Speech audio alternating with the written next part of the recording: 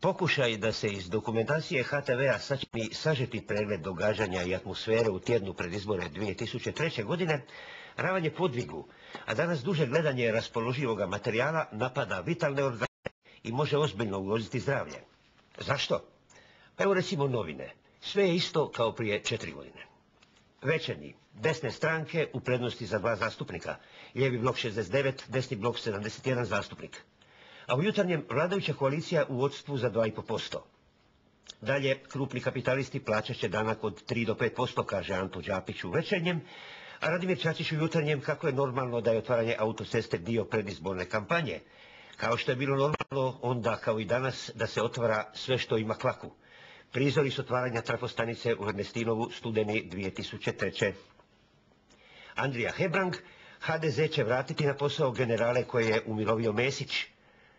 Vesnu Pusić u Splitu gađali jajetom, a nekoliko dana ranije u Imotskom su pogođeni Slavko Linić i Marin Jurjević, isto jajetom. A isto u jutarnjem potpredsjednik HSLS-a Joško Kontić kaže da neće izručiti Gotovinu, niti čut. Ljubljana, konji na nogama, policija u sedlu, hrvatski navijači u elementu. Tukli smo Slovence, Pršo dao jedini gol. Sutra u večernjem ministrica Ingrid Antičević u Beogradu, sve optužnice protiv Srba idu na reviziju, a u jutarnjem na naslovnoj blokirana ovrha nad Zagrebačkom bankom, blokadu tražila karlovačka tvrtka Retag. Nekoliko dana ranije HTV ugostila lidere političkih stranaka, svi su se odazvali, razvila se žestoka diskusija, pa je kolegica Hloverka morala intervenirati. Pa dobro, ja vama odgovaram, ne možete vi sami sebi valjda na repliku. Molim vas tišina, molim vas tišina. Tišina, evo gospodin Budiša, kratko, onda završite. SDP, HDZ i HSS protiv ukidanja privilegiranih saborskih mirovina, dok su ostale stranke za ukidanje, HNS nije izjasnio o tome. A na istoj stranici u jutarnjem HNS, HSLS i LS stavile bi na liste i homoseksualce. Interesantan iskorak. Dosta nam je apstinencije, idemo na izbore. Ovaj plakat HNS-a uvrijedio je crkvu, izvještava nas Večernji list. Jutarnji 20-ak biračkih mjesta smješteno u crkvene prostore. Večernji ne navija ni za jednu političku stranku, izjavio riječki nadbiskup Ivan Devčić. Zašto te 2003. glasovati za HSP, odgovara Anto Đapić. Prije svega zato što se naša stranka u 13 godina nije u svoj narod ničim ogriješila. Ovo je politička stranka koja je u rat išla prva, iz rata izašla posljednja. Vjesnik, gužva u 10. izbornoj jedinici, Budiša, Linić, Pašalić, Sanader, nositelji izbornih. Večernji list, prijetnje smrću Zlatku Tomčiću i Vesni Pusić. Sutra u Vjesniku neće nas zaplašiti prijeteća pisma i naručeni novinski tekstovi. Preksutra u Vjesniku, nijednom premijeru neće biti lako s Tomčićem. 17. studenog 2003. Ivo Sanader izjavio da Hrvatski radio može lagati samo do 23. studenog 2003. Reakcije iz Hrvatskog novinarskog društva.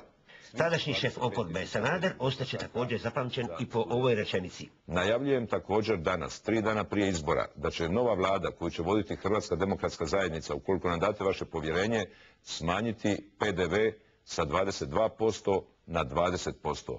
U omreženu profesiju saborskog zastupnika želi točno 5119 ljudi, piše u Vjesniku. Loše ste izbrojili, prema Slobodnoj Dalmaciji pred birače će 5155 kandidata. A za kakvu bi Hrvatsku trebalo glasovati 23. studenog 2003. odgovara Dražen Budiša. Za bolju, prosperitetniju Hrvatsku, za bolji, prosperitetniji Zagreb, za Hrvatsku koja će biti sutra ujedinjena u Europsku uniju, ali koja će očuvati svoj identitet, nacionalni i svoj ponos, ne za rasprodanu Hrvatsku. Dorana Zrinjevac u Osijeku, predizborni skup SDP-a gdje se Ivica Račan osvrće na ono što su dan ranije rekli HDZ-ovci u istoj toj dvorani.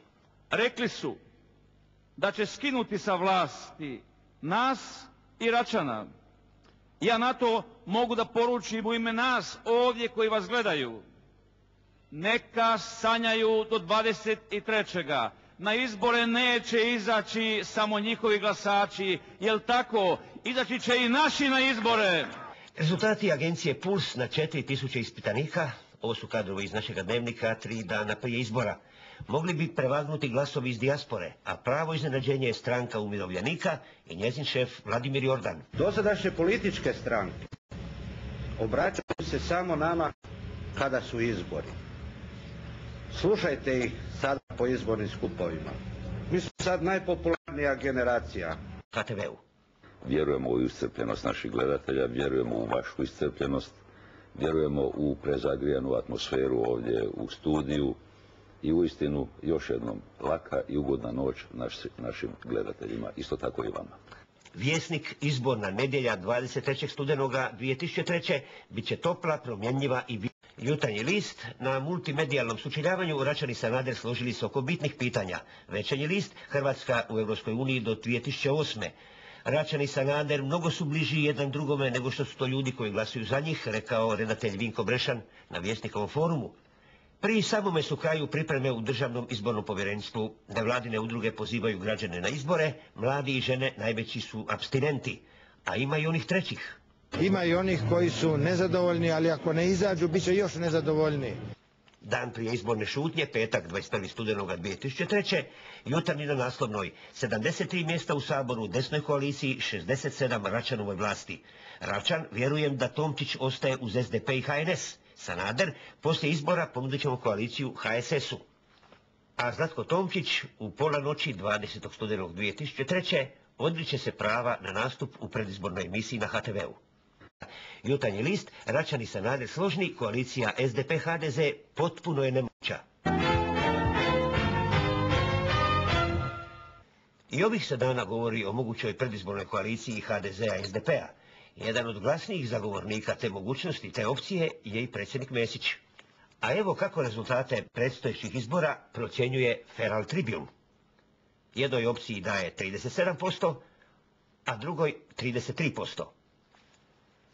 Dakle, dogodi li se ipak crveno-crna koalicija, nesumnjivo će biti iz nužde. Gorane? A ne znam, Tonči, kolika je nužda, velika ili mala? Ako je velika koalicija,